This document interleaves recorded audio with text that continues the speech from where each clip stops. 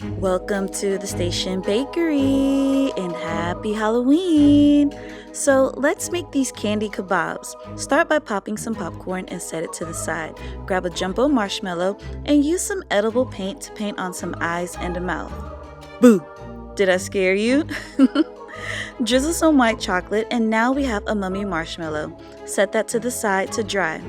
Fill a mini mold with some white chocolate, then set it in the freezer and allow it to chill. Melt down some more white chocolate and color it orange, then coat the marshmallow with it. Scrape off the excess and set it to the side to dry. Pull out those white chocolate shells and now we're going to fill it with some edible cookie dough. This is just some cookies that I warmed in the microwave. Use a hot plate to melt the edges and adhere the two halves together. Use a skewer to put two holes just like this. Now we're going to decorate the outside with a boo and make the other an eyeball. Don't they look so amazing? I'm really in love with that eyeball. Anyways, onto the orange coated marshmallows. Use edible paint to paint on a pumpkin face just like that. Set it to the side and let it chill. Back to the popcorn. Coat it with chocolate and sprinkles and whatever goodies you want.